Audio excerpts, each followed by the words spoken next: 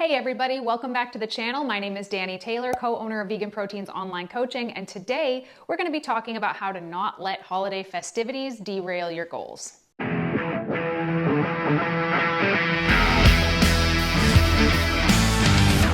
Forming habits is really challenging. It can take a long time to get your body and mind to a healthy place where the habits that you're trying to create come easily. And just when you feel like you have it down, you hit the holidays. All of a sudden, there's temptations everywhere. Pies, cookies, cakes, holiday parties almost every week. It's dark at 4 p.m. and it's getting colder every day. Sitting on the couch in front of the TV probably sounds like a perfect escape. And thanks to all the stress of the holiday season while dealing with the joy of family gatherings, vegetating on the couch might be all you feel like you're capable of doing. Sound familiar? I know that's how I often feel in the winter, but the holidays don't have to derail you from a healthy routine, and today we're going to talk about how you can enjoy the festivities to the fullest while still making progress towards your goals. And before I dive into it, head down to the comment section and let me know a strategy that you use during the holiday season to keep yourself on track. I love when you guys turn these comment sections into a series of helpful tips and tricks for each other. So let us know. All right, let's get into it. One effective strategy is to actively look for opportunities to move throughout your day. This doesn't necessarily mean structured workouts, although it can be structured workouts. It's more about integrating movement into your daily routine. So for example, taking the stairs instead of the elevator, or parking further away from the stores than you normally do. If you're working at home like I do, set reminders to stand and stretch every hour and try to grab a quick walk in the middle of the day while the sun is shining. If you can turn mundane tasks like cleaning into a little mini workout by deliberately adding extra steps or movements, that's great. Try to embrace the winter weather as best you can by trying out seasonal activities like ice skating, snowshoeing, or simply just shoveling. These things not only burn calories, but they also boost your mood and energy levels. So remember, every bit of movement counts, and these small actions really do add up to significant health benefits. During the holiday season, social gatherings and parties are everywhere, and they're tempting us with delicious, but usually very calorie-dense foods. A smart strategy to navigate this is to toe the line of avoiding going to these events hungry while also eating intelligently earlier in the day. So try to start your day with a balanced breakfast that's rich in fiber and protein.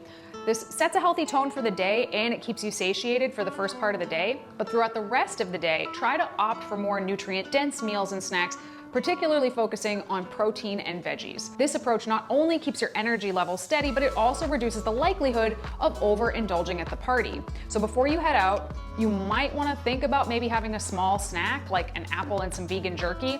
So this can make it so you don't show up to the party starving, and it will give you better control over your food choices, allowing you to enjoy those treats mindfully without overeating. So try to remember that the holiday season is about balance and enjoyment, not deprivation. The key is not strict restriction, but rather picking your indulgences mindfully and enjoying the hell out of them.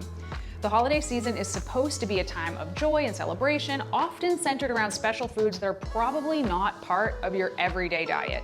So instead of trying to avoid these treats entirely, which is a terrible idea, allow yourself to enjoy them in moderation. If you're curious what moderation actually means, I have a video about that. It's actually one of my favorites, and I'll link it somewhere here. But be selective and choose the items that you truly love or are unique to the season. So for example, consider passing on the store-bought chips and salsa, but 100% trying the special vegan cookies that your grandmother made for you. But before you start to eat your special treats, take a moment to appreciate the appearance, the smell, and the effort that went into making this food. And then while you eat it, try to do so slowly and enjoy each bite of pleasure that it brings. This approach not only enhances your enjoyment, but also helps prevent overeating because you're eating slowly, and also because you're completely paying attention to what you're eating. You might realize that you're satisfied sooner. How many times have you sat down on the couch with a bag of chips at night and realized 20 minutes later that you've eaten the whole thing and barely noticed? Remember, indulgence doesn't mean overindulgence. By being mindful about your choices and fully immersing yourself in the experience, you can enjoy your favorite holiday treats without guilt and still stay in line with your health goals. Games, my favorite. Bringing an activity to a holiday party can be a fun way to shift the focus solely from food and drink to rather sharing experiences and engagement. Consider bringing a board game, a deck of cards, or even a trivia game that everybody can participate in.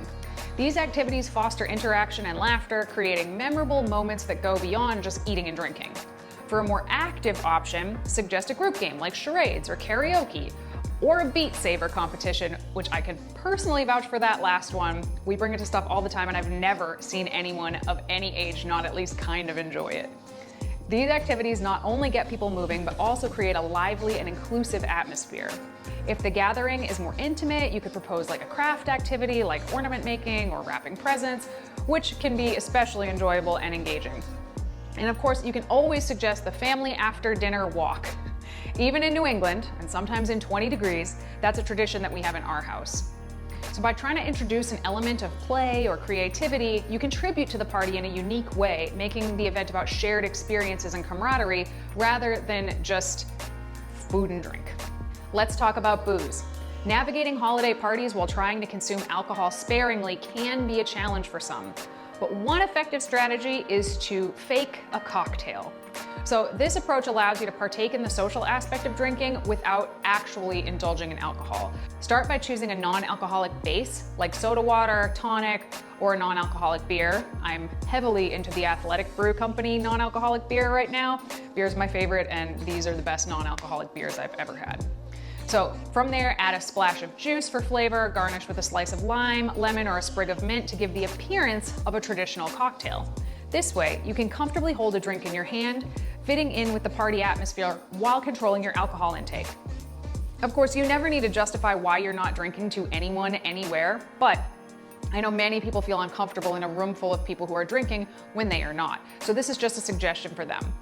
When you do choose to drink actual alcohol, do so intelligently. Go for a single favorite drink of yours and sip it slowly. By alternating your alcoholic drink with your fake drink or water, you can still enjoy the festivities, stay hydrated, hang with your friends, and avoid the excess calories and negative effects of consuming too much alcohol. How many people have torpedoed their career at the corporate Christmas party? Too many. Let's talk about the scale. Scale talk. The holidays often bring with them indulgent meals and a change to your routine, which can impact our weight. However, it's important to remember that being truly fit is about long-term habits, not short-term fluctuations. Weighing yourself the day after a holiday feast is misleading and disheartening, as our bodies naturally fluctuate in weight due to factors like water retention, especially after a high sodium meal, glycogen, or even just the sheer volume of food still in your digestive tract.